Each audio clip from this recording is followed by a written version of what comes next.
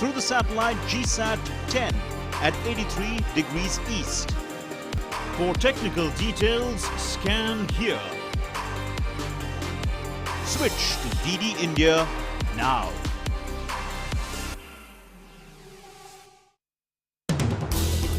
हर दिन हर पल बनती खबरें, बदलती दुनिया, हम लेकर आते हैं आपके लिए बड़ी खबरें, संपूर्ण कवरेज ताकि आप रहें खबरों के बीच हमारे साथ। मिड डे प्राइम हिंदी सोमवार से शुक्रवार दोपहर 1 बजे सिर्फ डीडी न्यूज पर।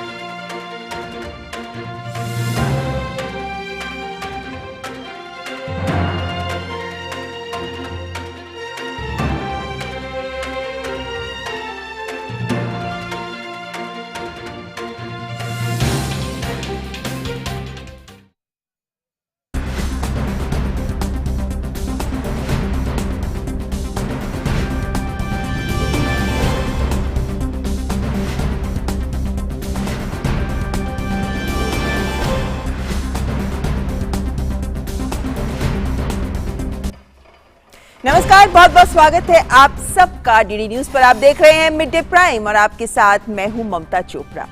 कल केंद्र सरकार ने केंद्रीय मंत्रिपरिषद का जो विस्तार किया, उसके बाद शाम को शपथ ग्रहण समारोह होने के बाद आज सुबह से ही विभिन्न मंत्रीगण अपने अपने कार्यालय का पदभार संभाल रहे हैं।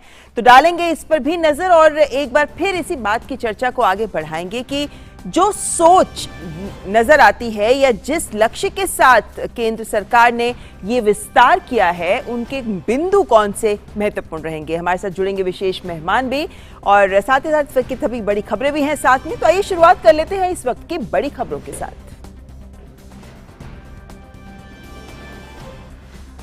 और इससे पहले कि आपको हेडलाइंस दिखाएं, आइए आपको एक बार फिर सीधे प्रसारण के लिए चलते हैं। सुबह से हम आपको दृश्य दिखा रहे हैं कि विभिन्न मंत्रीगण किस तरीके से अपने अपने कार्यालय का पदभार संभाल रहे हैं। और इस वक्त आप देख सकते हैं सूचना और प्रसारण मंत्री अनुराग ठाकुर और राज्य मंत्री जो इस वक्त एल मुरुगन जो इस वक्त आईएनबी का पदभार संभाल रहे हैं। सूचना और प्रसारण आईएनबी मंत्रालय की कमान दी गई है अनुराग एल मुरुगन जो इस वक्त सूचना और प्रसारण मंत्रालय में राज्य मंत्री के तौर पर पदभार संभाल रहे हैं और उन्हें मंत्रालय में इस पदभार को उनको सौंप रहे हैं खुद सूचना और प्रसारण मंत्री अनुराग ठाकुर।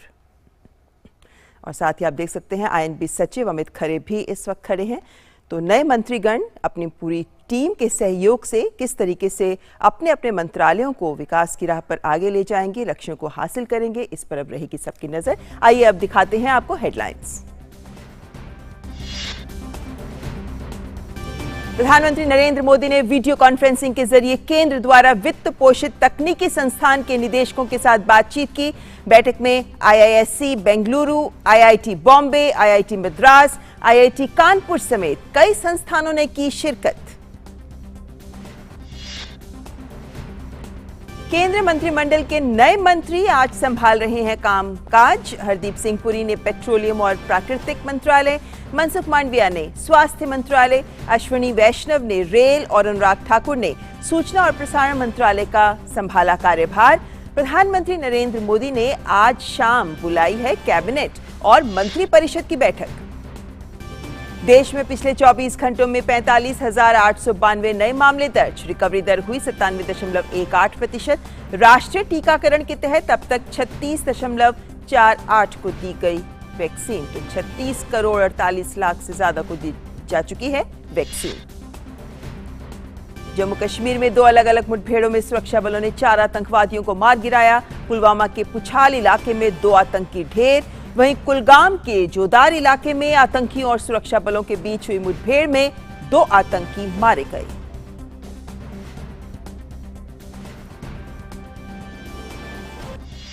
और इस वक्त आपको सीधे प्रसारण के लिए चलते हैं और इस वक्त एल मुरुगन राज्य मंत्री आईएनबी संवाददाताओं से मुखातिब हो रहे थे और जाहिर है कि सभी नए मंत्री जो अपना अपना पदभार संभाल रहे हैं वो इस वक्त अपने अपने लक्ष्यों को साझा कर रहे हैं मीडिया के साथ। और जैसा हमने कल भी सुना, तमाम मंत्री जिन्होंने कार्यभार संभाला उन्होंने जब ट्वीट किया तो उसके जरिए भी उन्होंने जहां एक और प्रधानमंत्री का शुक्रिया अदा किया तो वहीं सभी ने ये जोश, ये आत्मविश्वास दिखाया कि जो नई जिम्मेदारी उन्हें दी गई है उन्हें वो पूरे आत्मविश्वास के साथ पूरी करेंगे। और आइए अब बड़ी खबर पर डालते हैं नजर।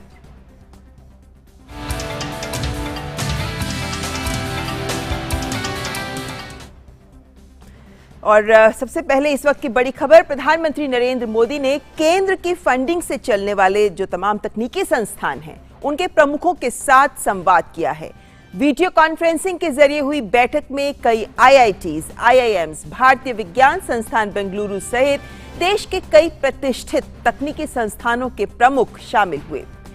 कोरोना महामारी से प्रभावी मुकाबले में तकनीकी संस्थानों की अहम भूमिका है और इसी के मद्देनजर इस बैठक में हुए इस संवाद को बेहद महत्वपूर्ण माना जा रहा है। और इस बैठक में नए शिक्षा मंत्री धर्मेंद्र प्रधान और उनके सहयोगी राज्य मंत्री भी शामिल हुए। तो कल के मंत्रिमंडल के फेरबदल के बाद आज सुबह प्रधानमंत्री नरेंद्र मोदी ने जो बैठक की है वो सबसे पहले शिक्षा मंत्रालय के अधिकारियों के साथ और मंत्रीगण के साथ की है। और अब ताजा खबर की बात।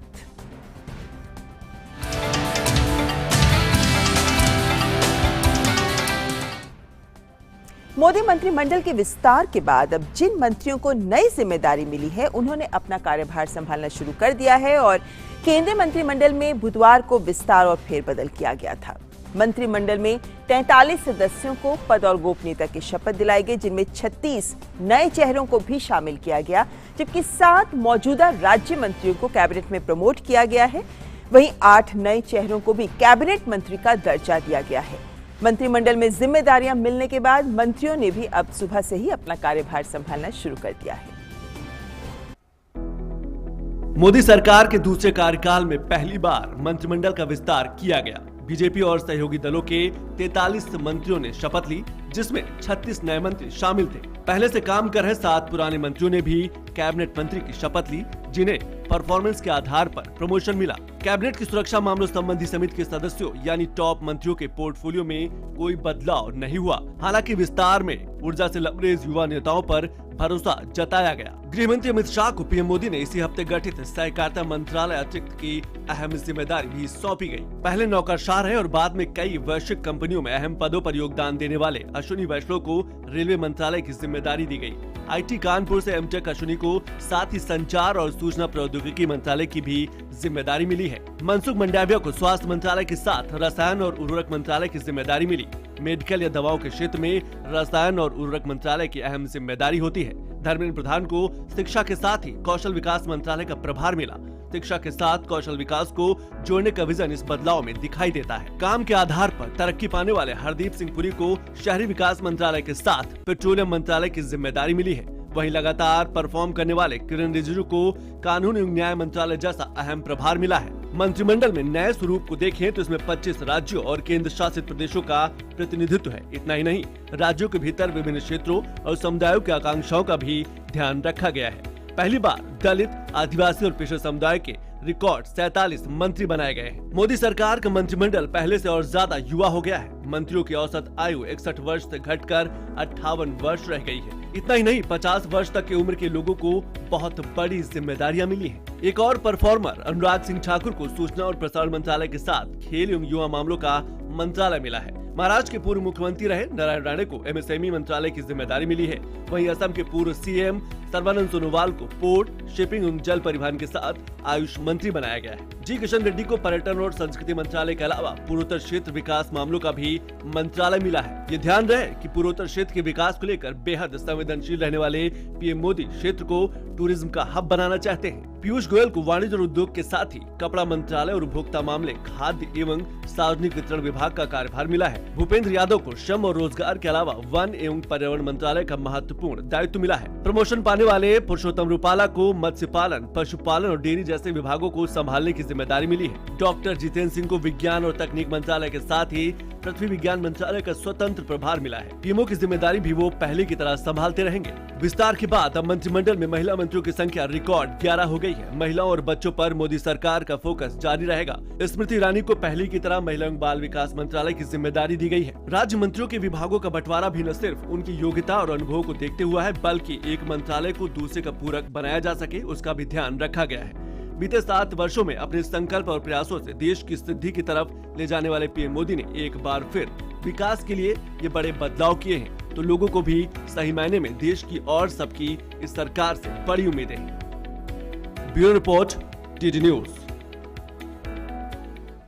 तो एक बड़ी, एक व्यापक सोच इस फेरबदल के पीछे दिखाई देती है, क्योंकि जैसा कि नारा दिया जा रहा है सरकार के द्वारा, गवर्नमेंट फॉर ग्रोथ, यही है लक्ष्य इस फेरबदल का भी।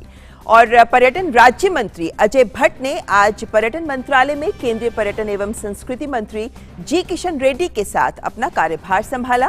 कार्यभार संभालने के बाद अजय भट्ट ने कहा कि पर्यटन मंत्रालय में पहले से तय प्राथमिकताओं को पूरा करने पर उनका जोर रहेगा।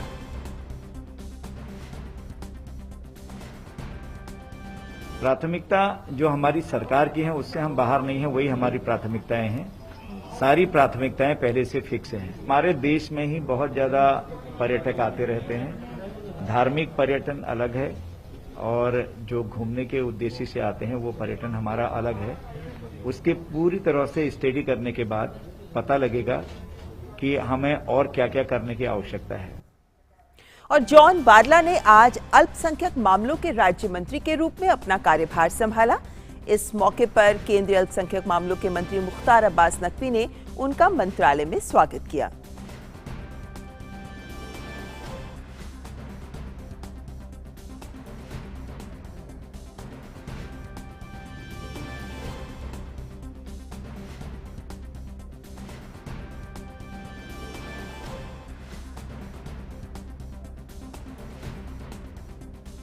और केंद्रीय स्वास्थ्य राज्य मंत्री डॉक्टर भारती प्रवीण पवार ने भी मंत्रालय में अपना पदभार संभाला। और पदभार संभालने के बाद उन्होंने कहा कि ग्रामीण इलाकों में स्वास्थ्य सुविधाओं को बढ़ाना और कोविड की चुनौतियों से निपटना प्राथमिकता में है। कोविड से बचाव के लिए जितना उपाय करेंगे वो अच्छा है। उन्होंने कहा कि सभी लोगों को मुफ्त वैक्सीन मुहैया कराना भी प्राथमिकता रहेगी।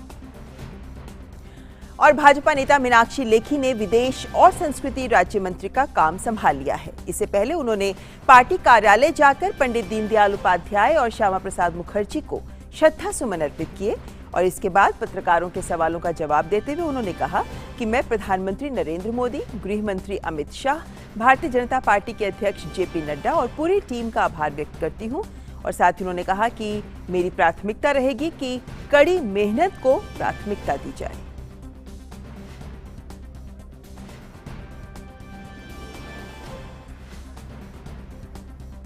देखिए, कोई भी काम संजीदगी के साथ, ईमानदारी के साथ पूरा किया जाना चाहिए। और जिस हमारी जो नेतृत्व ने मुझ पर ये दायित्व दिया है, प्रधानमंत्री जी, गृह मंत्री जी, हमारे पार्टी के अध्यक्ष और पूरी टीम जिन्होंने इस दायित्व के लायक मुझको समझा है, मैं उनके प्रति आभार व्यक्त करना चाहती हूँ। और ये भी कहना चाहती हूँ कि मेरी ओथ की एक एक शब्द, निष्ठा, प्रतिज्ञा जो है, वो एक एक शब्द को हम सच्चा करके दिखाएंगे। और इस पूरी खबर पर बात करने के लिए हमारे साथ हमारे संवाददाता विशाल बेरिस्टो और साथ ही साथ हमारे मेहमान प्रदीप सिंह जो वरिष्ठ पत्रकार हैं वो भी जुड़ गए हैं। विशाल और प्रदीप जी दोनों का हम स्वागत करते हैं। सबसे पहले विशाल, जानना चाहेंगे आपसे कि जिस तरह हमने देखा है कि आज सुबह से ही विभिन्न मंत्री अपने अपने कार्य मंत्रालयों का पदभार संभाल रहे हैं और कल ही शाम को शपथ ग्रहण समारोह हुआ है, क्या हम ये माने कि मॉनसून सत्र भी 19 से शुरू होना है? तो ऐसे में बिना वक्त जाया किए सभी मंत्री अपनी अपनी जिम्मेदारी निभाने को इस वक्त उत्सुक भी हैं और उनमें वो जज्बा भी नजर आता है कि हमें जो जिम्मेदारी दी गई है हम उसे निष्ठा से पूरा करेंगे। ममता, इससे पहले कि मैं आपके सवाल का जवाब दूं, सबसे पहले आपको बधाई, क्योंकि मोदी की ड्रीम टीम में 11 महिला मंत्री है, तो महिलाओं के लिए बहुत अच्छी खबर है ये। और जैसे कि हम सब जानते हैं कि मोदी जी का मतलब है कि he wants action, he wants work. और कल ही शपथ ग्रहण समारोह हुआ, आज सबने अपना कार्यभार संभाल लिया, शाम को मीटिंग है और अब मॉनसून सत्र के लिए मोदी सरकार पूरी तरह से तैयार है विपक्ष को जवाब देने के लिए। और इसके साथ ही जो उनको एक इतना अच्छा टीम मिली है, उससे भी अब ये उम्मीद होगी कि वो मोदी जी की उम्मीदों पर खरा उतरे और उससे भी ज़्यादा देश की उम्मीदों पर खरा उतरे। क्योंकि पैंडमिक ने हमारे जो तेज़ी थी आई थी अर्थव्यवस्था में, उस पर एक स्पीड ब्रेकर लगाया था। लेकिन प्रधानमंत्री का हमेशा ये कहना है कि हमें आपदा में भी अवसर ढूंढना है, हमें मुश्किलों में भी अवसर ढूंढना है। और ये एक वक्त होगा जब इंडिया लीड कर सकता है। इंडिया जो है दूसरे देशों के सामने लार्जेस्ट डेमोक्रेसी तो है ही, लेकिन एक एग्जाम्पल सेट कर सकता है कि हम कितना अच्छे से ना सिर्फ अपनी इकोनॉमी को सुधार सकते हैं, 5 ट्रिलियन ड्रीम का, $5 ट्रिलियन डॉलर इकोनॉमी का हमारा जो ड्रीम है उसको कितने अच्छे से हासिल कर सकते हैं। ममता जी बिल्कुल, प्रदीप जी भी हमारे साथ जुड़े हुए हैं। आप प्रदीप जी, आपको तो लंबा अनुभव है और ऐसे में इस तरह का फेरबदल आपने पहले भी कभी देखा? जब 11 मंत्रियों ने एक साथ इस्तीफा दिया हो, उन्हें संगठन में जगह दी जाएगी और इतने बड़े स्तर पर जो विस्तार किया गया उसमें इतने सारे आयामों को साथ जोड़कर एक संतुलन हर आयाम पर स्थापित करने की कोशिश, आपकी प्रतिक्रिया? ठीक कह रहे हैं ममता जी। देखिए, बात सिर्फ संख्या की नहीं है, बात गुणवत्ता की है। जिस तरह का परिवर्तन विस्तार किया गया है वो सामाजिक न्याय और गवर्नेंस दोनों का एक अद्भुत संगम है। इसके जरिए सामाजिक न्याय का जो तकाजा था आजादी के बाद से, केंद्रीय मंत्रिमंडल में तो कम से कम वो कभी इस तरह से नजर नहीं आया जैसा आज नजर आ रहा है आपको, कि पिछड़ा वर्ग, दलित, आदिवासी, इनको मिला दे तो 78 में से 47 मंत्री हैं। ये एक अभूतपूर्व स्थिति है, इससे पहले कभी नहीं हुआ। समाज के जो कमजोर तबके हैं उनका पॉलिटिकल एम्पावरमेंट ही नहीं है, ये सत्ता में उनको भागीदारी देने के, हिस्सेदारी देने की भी जो है वो कोशिश है इस विस्तार के जरिए। तो ये विस्तार केवल संख्या की दृष्टि से नहीं देखा जाना चाहिए। दूसरा, आप देखिए कि पीढ़ी परिवर्तन का रोड मैप साफ दिखाई दे रहा है। पुराने लोग जा रहे हैं, नए लोग आ रहे हैं। पहला मंत्रिमंडल है पिछले 70 सालों में जिसकी औसत आयु 60 साल से कम है, 58 साल जी। ये एक बड़ा संकेत है। हमारा देश 2/3 आबादी जो है देश की युवाओं की है। जो युवा देश में युवा मंत्रिमंडल जो है वो समझ में आती है बात। दूसरी बात, 21वीं सदी में हम हैं। 21वीं सदी टेक्नोलॉजी की सदी है, विज्ञान की सदी है। तो ऐसे में आप देखिए कि मंत्रिमंडल में जिस तरह से प्रोफेशनल्स को जगह दी गई है, 24 प्रोफेशनल्स हैं, 2 IAS ऑफिसर हैं, इन 24 में वकील हैं, डॉक्टर हैं, इंजीनियर हैं, IITians हैं, MBA हैं, तो उसके अलावा PhD हैं। तो इससे आप अंदाजा लगाइए कि कितनी गहन एक्सरसाइज की गई होगी इस विस्तार के लिए। जी प्रदीप जी, यहाँ पर आपसे एक और बात समझना चाहूंगी मैं। 25 प्रदेशों का प्रतिनिधित्व हो गया है जी, आपसे ये भी समझना चाहते हैं कि नहीं याद आता कि कभी किसी केंद्रीय मंत्रिमंडल में एक समय में इतने प्रदेशों का प्रतिनिधित्व रहा हो। नॉर्थ ईस्ट पर जिस तरह से जोर दिया गया है, नॉर्थ ईस्ट में जो एक अलगाव की भावना आ रही थी कि हम दिल्ली से बहुत दूर हैं, दिल्ली हमारी ओर कोई चिंता नहीं करता हमारी, और हमारी उपेक्षा होती है। वहां पिछले 7 साल में जिस तरह से इंफ्रास्ट्रक्चर के प्रोजेक्ट चलाए गए हैं, विकास के काम किया गया है, वो उसको जो है उसको भी अभूतपूर्व ही कहा जाना चाहिए।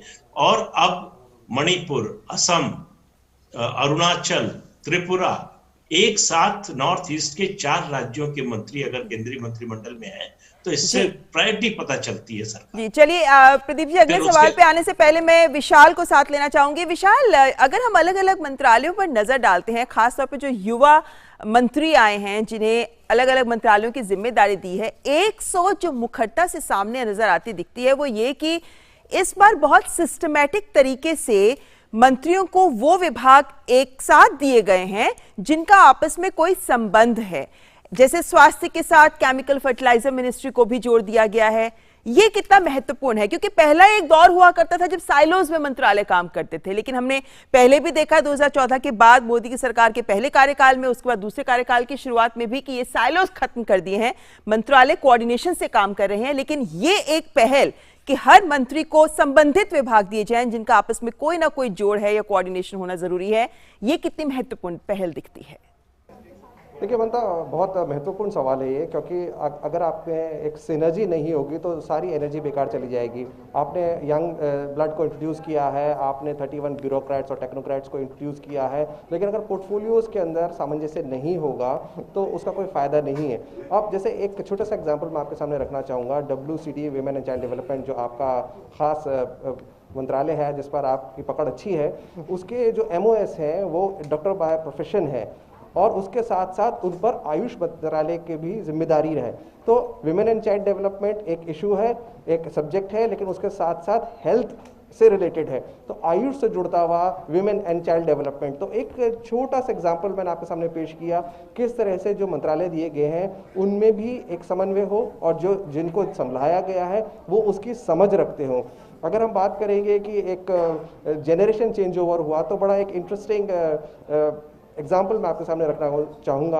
ज्योतिरादित्य सिंधिया पहली बार बीजेपी से कैबिनेट मंत्री बन रहे हैं, वो एविएशन मिनिस्टर बने हैं, और आपको याद होगा कि उनके जो फादर थे माधवराज सिंधिया, उनके पास भी एविएशन मिनिस्ट्री थी। जी बिल्कुल। तो एक तरह से उन्होंने जो उनको मिला है विरासत के अंदर, उस खासतौर से उस मिनिस्ट्री के बारे में, जब बच्चा छोटा होता है तो अपने फादर प्रोफेशन के बारे में और जिस चीज़ पे वो काम कर रहे हैं उस पर काफ़ी कुछ उसको सीखने को मिलता है। तो ये एक इंटरेस्टिंग जो बनाया गया है पूरा प्लान वे में, ब्लूप्रिंट एक पूरा प्लान वे में। ऐसा नहीं है कि सबको जोड़ना है, चुनाव आ रहे हैं और लोगों को, जनता को बताना है कि हमने सबका रिप्रेजेंटेशन ले लिया है, लेकिन एक प्लान वे में किया गया। नॉर्थ ईस्ट प्राइम मिनिस्टर हमेशा कहते रहे हैं look east act east policy. आप देख सकते हैं अरुणाचल प्रदेश से किरेन रिजिजू तो है ही, लेकिन इसके साथ साथ त्रिपुरा से प्रतिमा भौमिक को लिया गया है, इसके अलावा रंजन सिंह मणिपुर से उनको लिया गया है।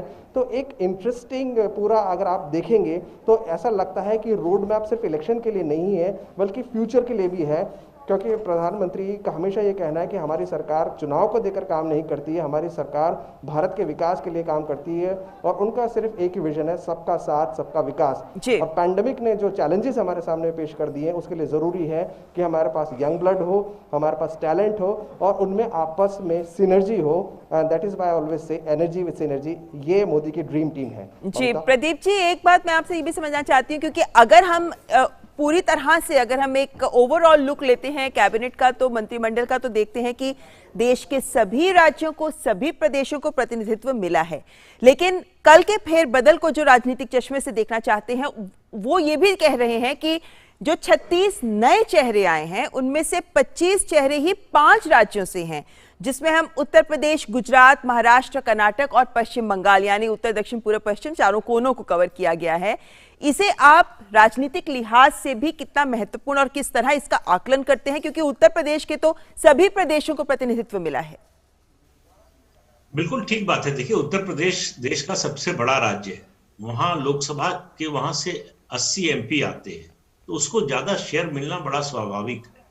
फिर कहाँ नजर है प्रधानमंत्री की, किन राज्यों पर कहाँ विकास की संभावना ज्यादा है, कहाँ सोशल जस्टिस की जरूरत ज्यादा है। पश्चिम बंगाल, जहां बीजेपी के से 4 मंत्री बने हैं इस बार, 2 मंत्री पहले थे उनको हटा दिया गया, 4 नए लोग आए। अब उनमें निश्चित प्रामाणिक हैं, वो पिछड़ा वर्ग से आते हैं और सबसे युवा मंत्री हैं इस सरकार के, सिर्फ 35 साल उम्र है जी। तो ऐसे लोगों को जोड़ा गया, इस पर ध्यान नहीं दिया गया कि किस प्रदेश से ज्यादा है, किससे कम है। ये देखा गया है कि हर प्रदेश को प्रतिनिधित्व मिले और समाज के हर वर्ग को प्रतिनिधित्व मिले, कोई वर्ग ये महसूस न करे कि उसे छोड़ दिया गया, उसकी उपेक्षा की गई। दूसरी बात, जो डोमेन एक्सपर्ट्स की बात बहुत समय से होती रही है 25-30 साल से, कि सरकार में जो है डोमेन एक्सपर्ट्स होने चाहिए, सिर्फ पॉलिटिकल इक्वेशन के हिसाब से नहीं होना चाहिए। आप देखिए जो नए मंत्री बने हैं रेलवे के, उनको देखिए, IITN है, कानपुर से बीटेक एमटेक किया है IIT कानपुर से, उसके बाद उन्होंने वॉर्टन से MBA किया है, IAS अधिकारी रहे हैं। PPP मॉडल पर उनका काम बहुत सराहा गया है। बिल्कुल। उसके एक तरह के पायनियर माने जाते हैं। तो अब सिनर्जी के लिए रेलवे के साथ जो है वो कम्युनिकेशन को जोड़ दिया गया है, आईटी को जोड़ दिया गया है। इसी तरह से आप देखिए एजुकेशन के साथ स्किल डेवलपमेंट को जोड़ दिया गया है। तो एक गवर्नेंस का नया मॉडल तैयार हुआ है इस परिवर्तन के जरिए, जो सोशल जस्टिस को भी अपने साथ लेकर चल रहा है। ऐसा नहीं है कि एक दूसरी दिशा में जा रहा है, एक दूसरी दिशा में जा रहा है, दोनों एक साथ जो है कदम से कदम मिलाकर चल रहे हैं। ये मुझे लगता है इस मंत्रिमंडल की जो है सबसे बड़ी खूबी है कि 80-90 के दशक में जो मंडल और कमंडल की राजनीति चली थी, इस विस्तार से प्रधानमंत्री नरेंद्र मोदी ने जो काम किया जी, आपने बहुत अच्छी बात कही कि गवर्नेंस का नया मॉडल है जिसको सामने लेकर आया जा रहा है, और यही आने वाले वक्त में देश के विकास की दिशा तय करेगा। क्योंकि वो दौर चला गया जब सहयोगी दलों में भी सिर्फ इसलिए पद दिए जाते थे, मंत्रालय दिए जाते थे कि सहयोगियों को साथ लेकर चलना है, लेकिन यहां सहयोगियों को साथ लेकर चलने के साथ साथ क्षमता पर बात हो रही है, यानी नाम नहीं काम को भी महत्व दिया जा रहा है। और जिस तरह विभिन्न बातों को साधने की कोशिश की गई है इस फेरबदल के द्वारा, उसके बाद अब इस पर सबकी नजर रहेगी कि आने वाले दिनों में अब काम किस रफ्तार से आगे बढ़ता है। फिलहाल बहुत बहुत शुक्रिया विशाल और प्रदीप जी हमारे साथ जुड़ने के लिए। बढ़ते हैं आगे। प्रधानमंत्री नरेंद्र मोदी ने आज शाम को ही कैबिनेट और मंत्री परिषद दोनों की बैठक बुलाई है। मंत्रिमंडल विस्तार के बाद होने वाली इस पहली बैठक में प्रधानमंत्री नरेंद्र मोदी अहम फैसले ले सकते हैं। शाम से पहले प्रधानमंत्री नरेंद्र मोदी की अध्यक्षता में ही कैबिनेट की बैठक होगी और इसके कुछ ही समय के बाद मंत्री परिषद की भी बैठक होगी, जिसमें सभी मंत्री यानी कैबिनेट मंत्री और साथ ही साथ स्वतंत्र प्रभार वाले मंत्री और राज्य मंत्री भी हिस्सा लेंगे। मंगूभाई पटेल ने मध्य प्रदेश की राज्यपाल के रूप में आज शपथ ग्रहण की है। मध्य प्रदेश के मुख्य न्यायाधीश मोहम्मद रफीक ने भोपाल स्थित राजभवन में उन्हें शपथ दिलाई। इस मौके पर पूर्व राज्यपाल आनंदीबेन पटेल, मुख्यमंत्री शिवराज सिंह चौहान भी मौजूद रहे।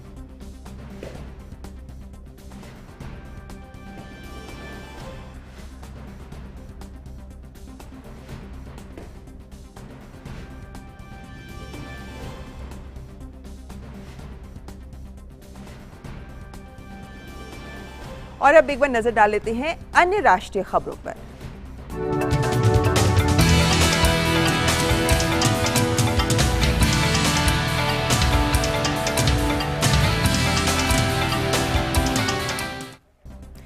और अब बात कर लेते हैं कोविड की, क्योंकि देश में कोरोना वायरस के दैनिक मामलों में लगातार गिरावट दर्ज की जा रही है। स्वास्थ्य और परिवार कल्याण मंत्रालय के मुताबिक देश में पिछले 24 घंटों में 45,892 नए मामले दर्ज किए गए हैं। वहीं पिछले 24 घंटों में 44,291 मरीज उपचार करवा के स्वस्थ हो चुके हैं, जिसके बाद देश में रिकवरी रेट बढ़कर 97.18% हो गया है। सक्रिय मामलों की संख्या भी कम होकर कुल संख्या 4,60,704 रह गई है। साप्ताहिक पॉजिटिविटी रेट फिलहाल 2.37% है और प्रतिदिन के पॉजिटिविटी रेट की बात करें तो ये 2.42% पर है, जो लगातार 17 दिन से 3% से कम बना हुआ है। तो संक्रमण की दर कम हो रही है, ये लगातार दिख रहा है। 40 से 50 हजार तक नए दैनिक नए मामलों की स्थिति का भी आंकड़ा बना हुआ है। वहीं अगर हम जांच की भी बात करें तो देश में कोरोना संक्रमण की जांच की क्षमता में भी काफी वृद्धि हुई है और आईसीएमआर ने बताया है कि देश भर में 7 जुलाई तक कुल 42,52,25,000 से ज्यादा नमूनों का परीक्षण किया गया, जिनमें 7 जुलाई को 18,93,800 नमूनों की जांच की गई है। और जांच के साथ साथ टीकाकरण के अभियान को भी रफ्तार दी जा रही है। कोरोना के खिलाफ ये टीकाकरण अभियान अब भारत में तेजी से आगे बढ़ रहा है। केंद्रीय स्वास्थ्य और परिवार कल्याण मंत्रालय के मुताबिक देश में अब तक 36 करोड़ 48 लाख से अधिक कोविड टीकों की खुराक दी गई है। पिछले 24 घंटों में ही 33,81,000 से अधिक टीके लगाए गए हैं। और इस खबर पर और ज्यादा जानकारी के लिए हमारे संवाददाता नितेंद्र सिंह इस वक्त हमारे साथ जुड़े हुए हैं। नितेंद्र, सबसे बड़ी बात कि जिन राज्यों में संक्रमण स्थिर है या कम हो रहा है वहां तो काम दिख भी रहा है, लेकिन 8 राज्य ऐसे हैं जहां संक्रमण की दर 10 से ज्यादा है, जो चिंता का विषय है। इसे लेकर चिट्ठी भी लिखी गई है केंद्र के द्वारा। तो कौन से ऐसे बड़े बिंदु हैं जिन पर केंद्र सरकार राज्यों के साथ मिलकर गौर कर रही है? जी, निश्चित तौर पे कल ही स्वास्थ्य सचिव ने 7 राज्यों को पत्र लिखा है, जिसमें नॉर्थ ईस्ट के कई राज्य थे, और उसमें इस बात पे फोकस किया कि जो पॉजिटिविटी रेट है उसको हर हाल में कम किया जाए, और उसके पीछे जो 5 सूत्री रणनीति है उस पर अमल करने की जरूरत है, जिसमें टेस्ट है, ट्रेस है, ट्रीटमेंट प्रोटोकॉल अच्छे तरीके से हो, साथ ही साथ जो कोविड एप्रोप्रिएट बिहेवियर हो उसका पालन हो, चाहे वो बाजार हो या बाकी दूसरे जगह पे। साथ ही साथ वैक्सीनेशन की गति को तेज किया जाए, क्योंकि जिन राज्यों में, जिन जिलों में ज्यादा मामले हैं वहां पे वैक्सीनेशन को तेज किया जाए ताकि चेन को तोड़ा जा सके। इसके अलावा कोशिश इस बात के लिए की जा रही है कि जो 73 डिस्ट्रिक्ट है जहां पे पॉजिटिविटी रेट अभी भी 10% से ज्यादा है, वहां पर मामले को किसी भी तरीके से कम किया जाए, क्योंकि हम देखते हैं कि एवरेज हम देख रहे हैं कि 40 से 45 हजार हर दिन केस आ रहा है। इस केस को और कम करने की जरूरत है, क्योंकि दूसरी लहर अभी भी बरकरार है कई इलाकों में, इसमें देखने को मिल रहा है मामला। इसलिए 6 राज्यों में केंद्रीय टीम भी गई हुई है, जहां पर यह सुनिश्चित करने के लिए कि जो वहां पे क्या कुछ कमी रह गई है या फिर कैसे और बेहतर रणनीति बना करके स्थानीय स्तर पर उसको मामले को कम किया जाए। तो केंद्रीय टीम अभी मौजूद है उन राज्यों में और उनके रिपोर्ट का भी इंतजार है, और साथ ही साथ कोशिश ये है कि इन राज्यों में भी कम से कम मामले हों और उस पर राज्य सरकार और जिला प्रशासन अमल कर रहे हैं। जी, साथ ही नितेंद्र, जिस तरीके से हम जानते हैं कि टीकाकरण को बड़े व्यवस्थित तरीके से केंद्र सरकार आगे बढ़ा रही है, राज्यों को 15 दिन पहले बता दिया जाता है कि आने वाले दिनों में उन्हें कितनी खुराक टीके की दी जाएगी, और ये खुराक कितनी दी जाएगी इसका भी सेट आकलन, इसका भी एक माप है जिसके आधार पर यह निर्णय भी लिया जाता है। फिर क्या कारण है कि दिल्ली जैसे राज्य इस बात की लगातार इस बात को आगे बढ़ाते हैं कि हमारे पास वैक्सीनेशन कम हो गया है, 2 दिन की वैक्सीन बची है, वैक्सीन नहीं बची है, और वैक्सीन टीकाकरण केंद्रों को बंद किया जा रहा है? क्या कारण है कि इस तरह की खबरें सामने आ रही हैं? देखिए, एक बहुत स्ट्रिक्ट प्रोटोकॉल है वैक्सीन डिस्ट्रीब्यूशन का, जिसमें 4 क्राइटेरिया है। एक तो आबादी, राज्य की आबादी कितनी है, राज्य में कितनी पॉजिटिविटी है, साथ ही साथ वो कितने बेहतर तरीके से टीकाकरण अभियान को चला रहे हैं, इसके अलावा उनके यहाँ वैक्सीन की बर्बादी कितनी कम हो रही है। ये 4 क्राइटेरिया है जिसके आधार पर वैक्सीन डिस्ट्रीब्यूशन होता है। साथ ही साथ एक प्रक्रिया है, टाइम है, जिसके आधार पे वैक्सीन की सप्लाई होती है राज्यों में। जो सबसे बड़ी प्रॉब्लम है, चाहे दिल्ली का आपने जिक्र किया कि अगर आपके पास अगर वैक्सीन जितना भी अवेलेबल हो, जितने भी लाख में हो या करोड़ के डोज में हो या 1000 के डोज में अवेलेबल है, तो उसी अनुपात में आप वैक्सीनेशन सेंटर चलाएंगे। ऐसा नहीं है कि अगर वैक्सीन आपके पास है 50,000 और आपने सेंटर खोल लिए उसकी क्षमता से ज्यादा, ऐसे में कई जगह पे कमी हो सकती है। तो ये राज्य प्रशासन को देखना है कि वो कितना बेहतर तरीके से अपने टीकाकरण अभियान को चलाता है, कितनी अगर उनके पास वैक्सीन अवेलेबल है अगले 2 दिन में, 1 दिन में, तो वो कितने सेंटर को चलाए और किस तरीके से चलाए। तो ये पूरी तरीके से राज्य सरकार पर निर्भर है। तो आरोप प्रत्यारोप एक राजनीतिक कारण हो सकता है, लेकिन जो व्यवस्थित सरकार के, केंद्र सरकार की तरफ से राज्यों के साथ जो तालमेल है वैक्सीनेशन को लेकर के, वो बहुत बेहतरीन तरीके से चलाया जाता है। साथ ही साथ ये भी केंद्र सरकार की तरफ से सुनिश्चित किया गया है कि जुलाई के महीने में 12 करोड़ डोज दी जाएगी। जुलाई अभी शुरुआत है, शुरुआत के हफ्ता है, और जैसे जैसे आने वाले दिनों में आगे बढ़ेगा वैसे वैसे वैक्सीन की सप्लाई भी होगी। और जुलाई में हमें केंद्र सरकार ने यह भी बताया कि प्रोडक्शन को भी बढ़ाया जाएगा, और दूसरी कंपनियां भी आ रही हैं आने वाले दिनों में। तो आने वाले दिनों में निश्चित तौर पे वैक्सीनेशन की गति को और तेजी मिलेगी। जी, बहुत बहुत शुक्रिया नितेंद्र, ये तमाम जानकारी हमारे साथ साझा करने के लिए। और बढ़ते हैं आगे। कर्नाटक राज्य सड़क परिवहन बस सेवाएं सोमवार से शुरू हो जाएंगी, और ये सेवाएं कोविड महामारी के चलते निरस्त कर दी गई थी। राज्य बस परिवहन निगम बेंगलुरु, मैसूरू, बेंगलुरु और पुत्तूरू से यात्रियों की संख्या और आवश्यकता अनुसार केरल के विभिन्न क्षेत्रों के लिए बस सेवाएं शुरू कर देगा। केरल से कर्नाटक की बस से यात्रा करने वाले सभी यात्रियों को 72 घंटे के भीतर की कोविड नेगेटिव रिपोर्ट या कोविड का एक टीका लगवाने का प्रमाण पत्र रखना अनिवार्य होगा। कर्नाटक से केरल के दैनिक यात्रियों को 15 दिन में एक बार RT-PCR जांच करानी होगी। नेगेटिव रिपोर्ट के बाद ही वो यात्रा कर सकेंगे।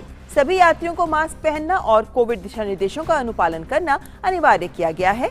राज्य परिवहन निगम की बस सेवाएं महाराष्ट्र के लिए पिछले सप्ताह इन्हीं दिशा निर्देशों के साथ शुरू कर दी गई थी। तो अंतर राज्य परिवहन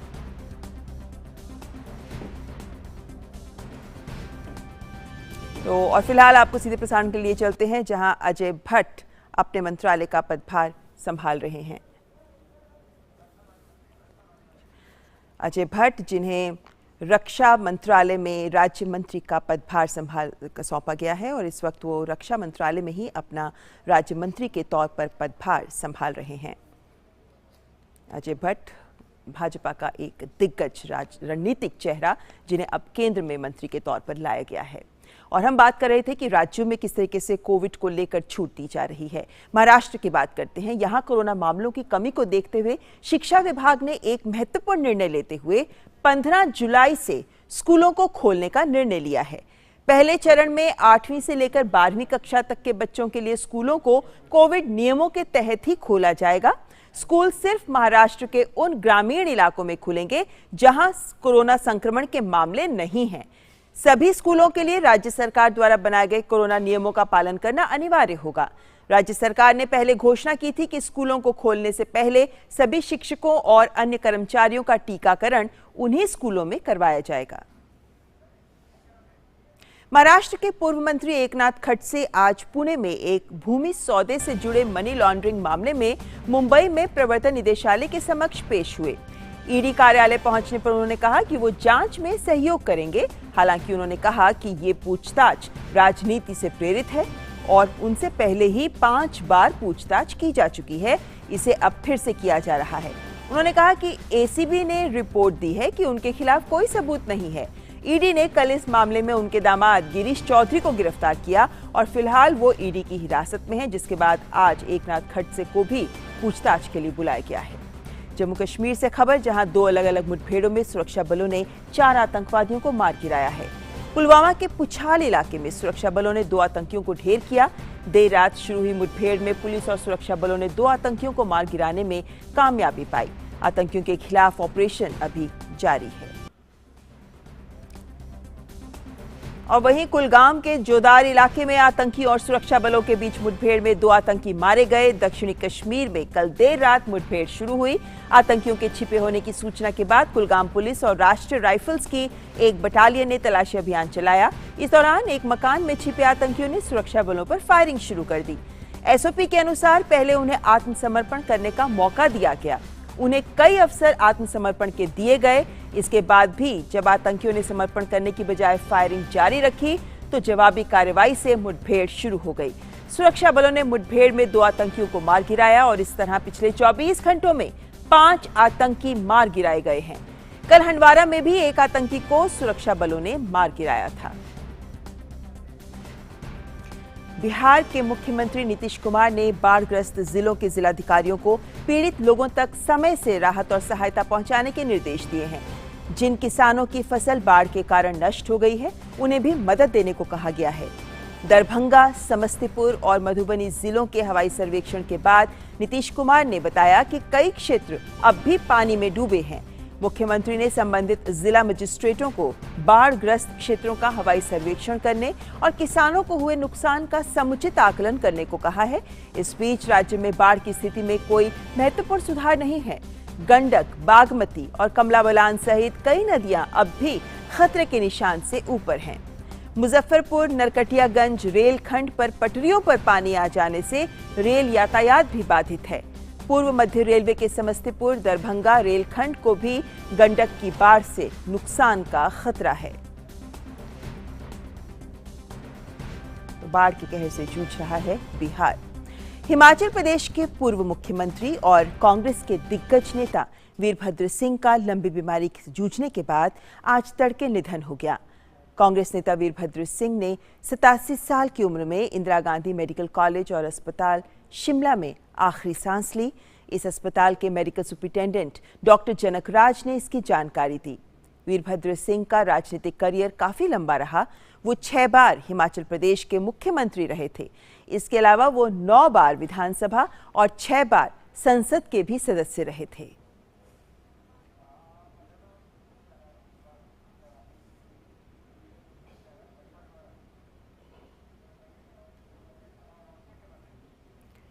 और प्रधानमंत्री नरेंद्र मोदी ने हिमाचल प्रदेश के पूर्व मुख्यमंत्री वीरभद्र सिंह के निधन पर शोक व्यक्त किया है।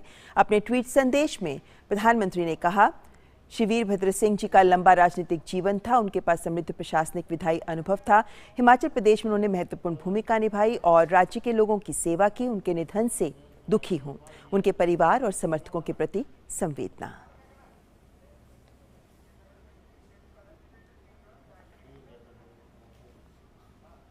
और फिलहाल आपको एक बार फिर सीधे प्रसारण के लिए चल रहे हैं, जहां केंद्रीय मंत्री जितेंद्र सिंह आप देख सकते हैं वो भी अपना पदभार संभाल रहे हैं। हम जानते हैं कि इस फेरबदल के तहत हम जानते हैं कि विभिन्न मंत्रियों को जो जिम्मेदारियां दी गई हैं, कईयों का फेरबदल भी किया गया है और सुबह से ही विभिन्न मंत्री अपने अपने पदभार संभाल रहे हैं। मिनिस्ट्री ऑफ अर्थ साइंसेस में वो अपनी जिम्मेदारी आज संभाल रहे हैं।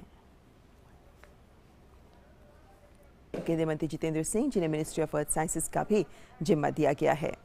हम जानते हैं कि प्रधानमंत्री कार्यालय से जुड़े जो उनकी जिम्मेदारियां थी वो यथावत रखी गई हैं और अर्थ साइंसेस का भी उनको इस मंत्रालय की जिम्मेदारी भी दी गई है।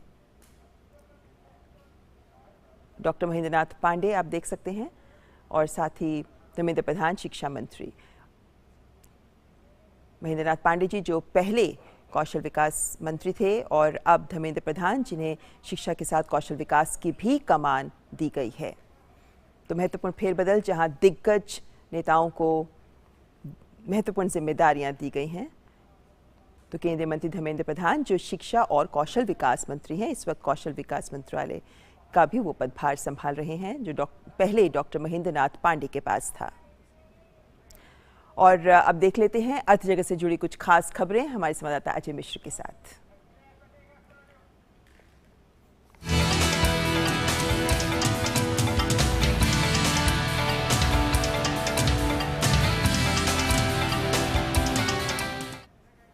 तो अजय, क्या कुछ खास है आज व्यापार प्राइम में? बहुत शुक्रिया ममता जी। शुरुआत करते हैं बड़ी खबर से। केयर्न एनर्जी से जुड़ी एक खबर का खंडन करते हुए वित्त मंत्रालय ने अपने बयान में कहा है कि जो भी जानकारियां अभी साझा नहीं की गई हैं कि भारत सरकार को फ्रांस की कोर्ट की ओर से अभी तक कोई जानकारी नहीं दी गई है। दरअसल मीडिया खबरों के मुताबिक केयर्न ने यह दावा किया है कि उसे फ्रांस में भारत की प्रॉपर्टीज को फ्रीज करने का आदेश मिला है। वित्त मंत्रालय ने कहा है कि इस बारे में जैसे ही कोई जानकारी साझा की जाएगी, भारत सरकार अपने हितों की रक्षा के लिए कदम उठाएगी। सरकार ने 22 मार्च को ही हेग की अपीलीय अदालत में मामला दायर किया है। साथ ही यह भी साफ कहा गया है कि केयर्न के अधिकारियों ने भारत सरकार के साथ वार्ता की पेशकश की है। उधर सीएनजी और पीएनजी की कीमतों में बढ़त दर्ज की गई। दिल्ली में सीएनजी की कीमत 43 रुपए 40 पैसे प्रति किलोग्राम से बढ़ा करके 44 रुपए 30 पैसे प्रति किलोग्राम कर दिए गए हैं। बढ़े हुए दाम 8 जुलाई यानी आज से ही लागू हो जाएंगे। पीएनजी की कीमतों में भी इजाफा किया गया है। दिल्ली में घरेलू पीएनजी के दाम 28 रुपए 41 पैसे पर एससीएम से बढ़ा करके 29 रुपए 66 पैसे कर दिया गया है। दिल्ली के अलावा सीएनजी के दाम नोएडा, ग्रेटर नोएडा और गाजियाबाद में भी बढ़ाए गए हैं। यहाँ सीएनजी की कीमत 49 रुपए 8 पैसे प्रति किलोग्राम से बढ़ा करके 49 रुपए 98 पैसे प्रति किलोग्राम कर दी गई है। घरेलू पीएनजी के भी दाम बढ़े हैं। 29 रुपए 61 पैसे से बढ़ा करके घरेलू पीएनजी का रेट अब इन शहरों में 28 रुपए 36 पैसे कर दिया गया है। इससे पहले आईजीएल ने सीएनजी और पीएनजी के दाम 2 मार्च 2021 को बढ़ाए थे। मिश्रित वैश्विक अर्थव्यवस्था से संकेत जो मिले हैं, उसके बाद चौथे कारोबारी दिन यानी गुरुवार को शेयर बाजार बिल्कुल सपाट स्तर पर खुले। बॉम्बे स्टॉक एक्सचेंज का प्रमुख इंडेक्स सेंसेक्स 3 अंक की मामूली तेजी के साथ 53,058 पर खुला। नेशनल स्टॉक एक्सचेंज का जो निफ्टी है वो भी काफ़ी सपाट 8 अंकों की बढ़त के साथ खुला। इस वक्त अगर हम देखें तो बाजार में गिरावट दिखाई दे रही है। सेंसेक्स 427 अंक टूटा है और स्मॉल कैप को छोड़ दें तो जो दूसरे सेक्टर्स हैं उसमें गिरावट देखी जा रही है। Hindalco, Bajaj auto, JSW steel कुछ ऐसे स्टॉक्स हैं जहां पर गिरावट देखी जा रही है और आज सेंसेक्स काफ़ी तेज गिरावट के साथ कारोबार करता हुआ नजर आया। हालांकि शुरुआत में बिल्कुल फ्लैट कारोबार देखा गया था।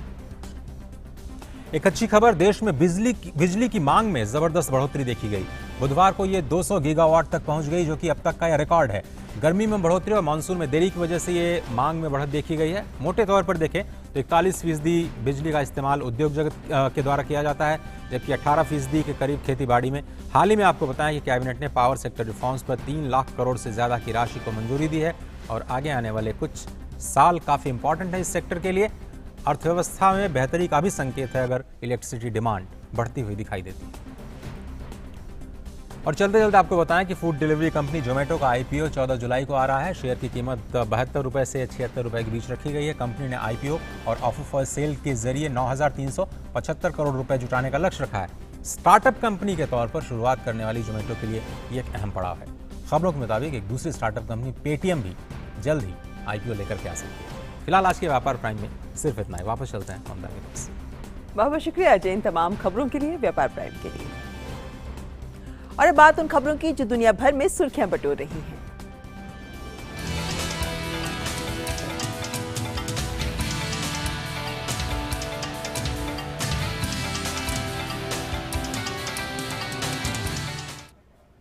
कैरेबियाई देश हैती के राष्ट्रपति जोवेनेल मोसे की हत्या के मामले में सुरक्षा बलों ने 4 संदिग्धों को मार गिराया है। पुलिस ने कहा है कि इस मामले में 2 अन्य लोगों को गिरफ्तार किया गया है। इसके अलावा राजधानी पोर्ट ऑफ प्रिंस में अन्य बचे हुए संदिग्धों के साथ संघर्ष जारी है। इससे पहले कल हैती के राष्ट्रपति की उनके घर पर हत्या कर दी गई। इस हमले में उनकी पत्नी को भी गोली लगी है। उनकी हालत गंभीर है। हैती के अंतरिम प्रधानमंत्री ने घटना की पुष्टि करते हुए बताया कि राष्ट्रपति मोसे की उनके घर पर हत्या कर दी गई। मोसे की पत्नी मार्टिन मोसे अस्पताल में भर्ती हैं। उनका इलाज जारी है। राष्ट्रपति की हत्या के बाद हैती में आपातकाल की घोषणा कर दी गई। हैती के पड़ोसी देश डोमिनिक गणराज्य ने अपनी सीमाएं सील कर दी हैं और देश में सुरक्षा भी कड़ी कर दी है। और संयुक्त राष्ट्र महासचिव एंटोनियो गुटेरेस ने हैती के राष्ट्रपति की हत्या की निंदा की, जबकि संयुक्त राष्ट्र सुरक्षा परिषद ने आज संभावित बैठक से पहले मोसे की मौत पर गहरा दुख और सहानुभूति व्यक्त की। संयुक्त राष्ट्र के प्रवक्ता स्टेफन दुजारिक ने बयान में कहा कि इस अपराध के दोषियों को सजा दी जानी चाहिए। उन्होंने आश्वासन दिया कि संयुक्त राष्ट्र हैती की सरकार और लोगों के साथ खड़ा रहेगा। और अमेरिकी विदेश विभाग ने हैती के राष्ट्रपति की हत्या की निंदा की है। विदेश विभाग के प्रवक्ता नेड प्राइस ने कहा कि ऐसी खबरें हैं कि हमलावर ड्रग एनफोर्समेंट एडमिनिस्ट्रेशन एजेंट थे, जो बिल्कुल गलत है। हालांकि उन्होंने कहा कि वॉशिंगटन हैती सरकार की तरफ से किए गए अनुरोधों का जवाब देने के लिए तैयार है और हैती के अधिकारियों की जांच का समर्थन करने के लिए भी तैयार है। और लैटिन अमेरिकी देश के नेताओं ने भी हैती के राष्ट्रपति की हत्या की निंदा की है। कोलंबिया के राष्ट्रपति ने अमेरिकी राज्यों के संगठन से लोकतांत्रिक व्यवस्था की रक्षा के लिए हैती को एक तत्काल मिशन भेजने का आह्वान किया। इस बीच मध्य अमेरिकी देशों के नेताओं ने लोकतंत्र के लिए सामाजिक शांति और सम्मान बनाए रखने की अपील की है। और अब खबर इजराइल से। पूर्व लेबर पार्टी के प्रमुख इसहाक हर्जोग ने इजराइल के राष्ट्रपति के रूप में शपथ ली और इजरायली समाज के भीतर गहरे विभाजन को ठीक करने की कोशिश करने का वादा किया।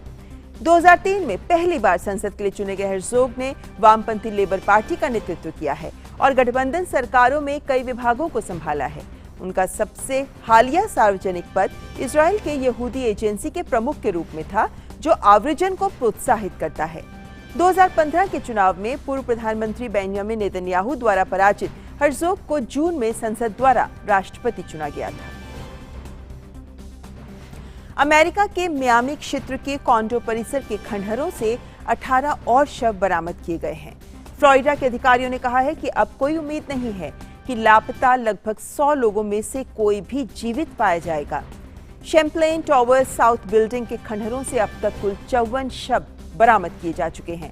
अब किसी के भी जिंदा न मिलने की उम्मीद के बाद बचाव अभियान को समाप्त करने की घोषणा कर दी गई है। अमेरिका के फ्लोरिडा राज्य के मियामी में कुछ 2 हफ्ते पहले समुद्र के ठीक सामने 40 साल पुरानी ऊंची इमारत कुछ ही सेकंड में भरभराकर गिर गई थी। मानवाधिकारों पर अंतर अमेरिकी आयोग का कहना है कि कोलंबियाई सरकार को सिविल सोसाइटी के साथ बातचीत करनी चाहिए और जिन सुरक्षा बलों ने दुर्व्यवहार किया है उन्हें सजा मिलनी चाहिए। दरअसल 28 अप्रैल को बड़े पैमाने पर शांतिपूर्ण विरोध प्रदर्शन शुरू हुआ, जो बीचों बीच हिंसक हो गया। कोलंबिया के अटॉर्नी जनरल के कार्यालय ने सीधे तौर पर प्रदर्शन में 27 लोगों की मौत की बात कही है और 11 अन्य की पुष्टि की है, जबकि मानवाधिकार समूहों का कहना है कि उन्होंने 40 से अधिक मौतों की पुष्टि की है और दर्जनों की जांच चल रही है। इस बीच सरकार ने कहा है कि अटॉर्नी जनरल का कार्यालय पहले से ही दुर्व्यवहार की जांच कर रहा है, जिसकी राष्ट्रपति इवान ड्यूक ने बार बार निंदा की है। विरोध प्रदर्शन करने वाले समूह ने प्रदर्शनों को फिलहाल रोक दिया है। उनका कहना है कि अगर मांगे नहीं मानी गई तो बड़े पैमाने पर विरोध प्रदर्शन होंगे। दुबई के मीडिया ऑफिस ने बताया है कि जेबल अली पोर्ट पर एक जहाज में लगी आग पर काबू पा लिया गया है। ज्वलनशील पदार्थ रखने वाले एक कंटेनर में एक हादसे की वजह से विस्फोट के कारण आग लगी, जिस पर अब काबू पा लिया गया है। अभी तक किसी के हताहत होने की सूचना नहीं मिली है। दुबई मीडिया ऑफिस ने एक ट्वीट में कहा है कि जिस जहाज की पहचान नहीं हो पाई थी वो बंदरगाह के मुख्य शिपिंग लाइन से दूर बर्थ में से एक पर डॉक करने की तैयारी कर रहा था। अफगानिस्तान के विशेष बलों ने कल तालिबान के लड़ाकों को कुंदूज शहर से खदेड़ने के लिए अभियान चलाया। कुंदूज के अधिकांश जिलों में तालिबान ने कब्जा कर लिया है। चूंकि अमेरिका ने लगभग 20 वर्ष के संघर्ष के बाद 11 सितंबर तक बिना किसी शर्त के अपने सैनिकों को वापस बुलाने की घोषणा की थी, इसलिए पूरे देश में हिंसा बढ़ रही है। फिलहाल हम आपको एक बार फिर सीधे प्रसारण के लिए जा रहे हैं, जहां पीयूष गोयल इस वक्त कपड़ा मंत्रालय का पदभार संभाल रहे हैं। हम जानते हैं कि ये पदभार पहले स्मृति ईरानी के पास था, जिनके पास अब सिर्फ महिला और बाल विकास मंत्रालय ही रहेगा, और पीयूष गोयल को कपड़ा मंत्रालय का भी पदभार दिया गया है।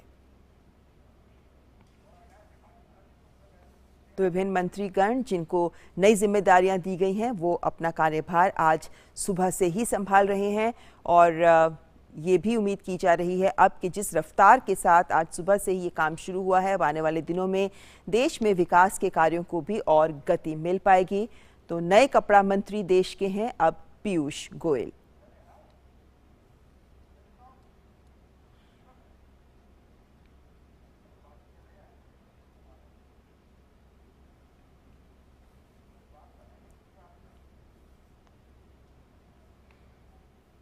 पूर्व कपड़ा मंत्री स्मृति ईरानी के साथ पीयूष गोयल, जो अब नए कपड़ा मंत्री हैं, और पदभार संभालते हुए मंत्रालय के विभिन्न अधिकारियों से उनका परिचय करा रही हैं पूर्व कपड़ा मंत्री स्मृति ईरानी।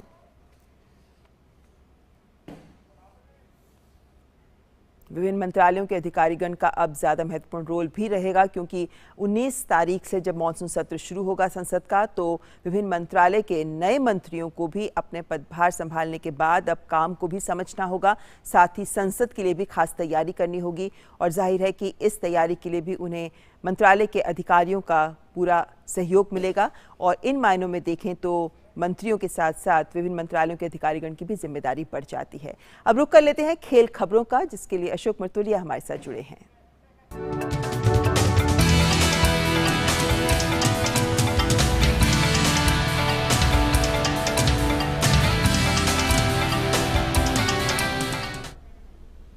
तो अशोक, क्या कुछ खास है आज खेल प्राइम में? शुक्रिया ममता। ओलंपिक से जुड़ी हमारी खबरों के साथ शुरुआत करते हैं खेल प्राइम की। भिवानी की पूजा रानी बोहरा भारतीय मुक्केबाजी का वो नाम बन गई है जो अब रिंग में उतरते ही वो पदक से कुछ कम नहीं देखना चाहती। पूजा ने हाल ही में एशियन चैंपियनशिप में 75 किलोग्राम भार वर्ग में स्वर्ण पदक जीता था। तो कैसा रहा पूजा का सफर और उनके किन किन उपलब्धियों को छुआ है उन्होंने, जानते इस रिपोर्ट में।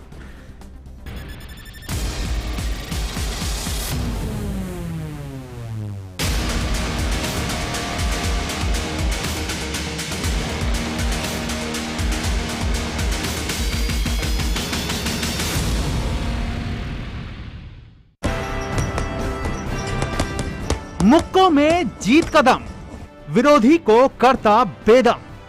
हरियाणा के भिवानी से आने वाली पूजा रानी ओलंपिक में भारतीय बॉक्सिंग की नई कहानी लिखने के लिए मचल रही हैं। पूजा ने हाल ही में लगातार दूसरी बार एशियन बॉक्सिंग चैंपियनशिप में अपने मुक्के की बरसात से पीले तमगे को अपना बनाया, और अब पूजा का सिर्फ और सिर्फ एक ही लक्ष्य है, ओलंपिक से पदक लाना। और इसके लिए पूजा का वर्कआउट गजब का है। पूजा लगातार कई घंटों तक कड़ा अभ्यास कर रही हैं। पूजा फिटनेस के साथ साथ अपनी तेजी, डिफेंस को पैना बनाना और अटैकिंग मोड पर खुद को किस तरह से लाना है, इस पर अपनी हर कमी को दूर कर रही हैं। ये बॉक्सर जल्द ही अपनी ट्रेनिंग को और बेहतर बनाने के लिए इसमें कई नए आयाम भी जोड़ेगी। पूजा ने जॉर्डन में हुए ओलंपिक क्वालिफाई मुकाबलों में 75 किलोग्राम भार वर्ग में थाईलैंड की मुक्केबाज को हराकर ओलंपिक कोटा हासिल किया था। ये कोटा उन्होंने अंतर्राष्ट्रीय महिला दिवस यानी 8 मार्च को जीता था। पूजा के करियर की बात करें तो इस बॉक्सर ने 2010 में गोवा में हुई जूनियर राष्ट्रीय चैंपियनशिप में रजत पदक जीता। उसके बाद 2012 में गुवाहाटी में सीनियर राष्ट्रीय चैंपियनशिप में स्वर्ण पदक जीता। 2013 में पूजा ने एशियन चैंपियनशिप में रजत पदक को हासिल किया। 2019 में बैंकॉक में एशियन चैंपियनशिप में इस मुक्केबाज ने स्वर्ण पदक को अपना बनाया और 2021 में दुबई में हुई एशियन चैंपियनशिप में पूजा ने स्वर्ण पदक पर अपने नाम की मोहर लगाई।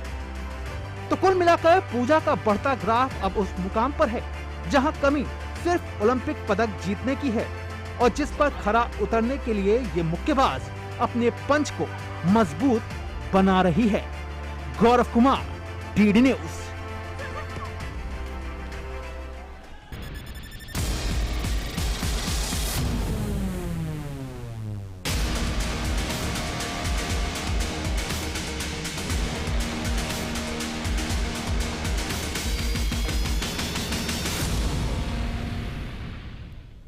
और टोक्यो ओलंपिक 23 जुलाई से 8 अगस्त तक आयोजित किए जाएंगे। ये खेल पिछले साल होने थे लेकिन कोविड-19 की महामारी के चलते 1 साल के लिए स्थगित करना पड़ा।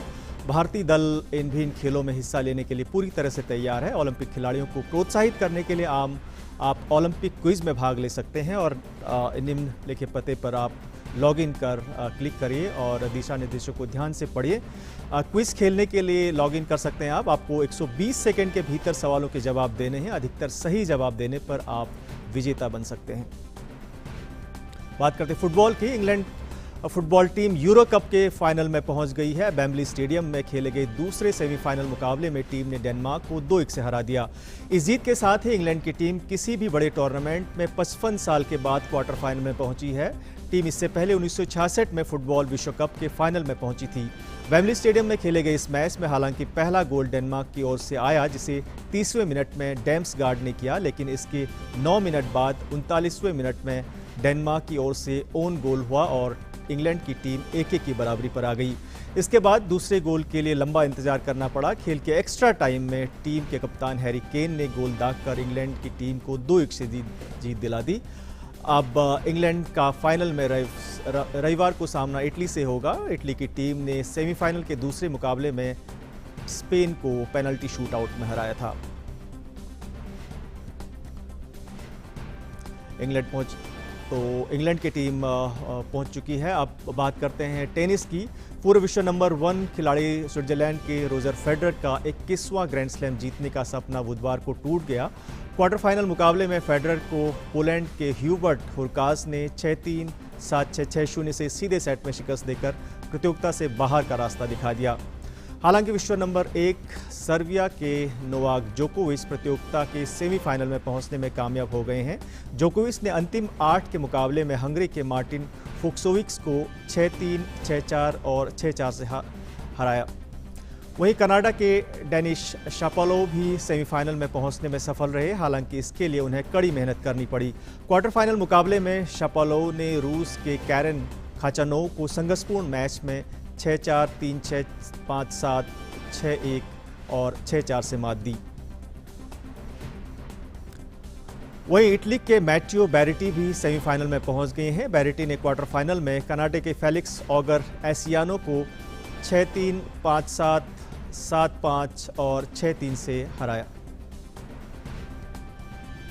तो फिलहाल खेल प्राइम में इतना ही। वापस चलते हैं हमारे एंकर ममता के पास। नमस्कार।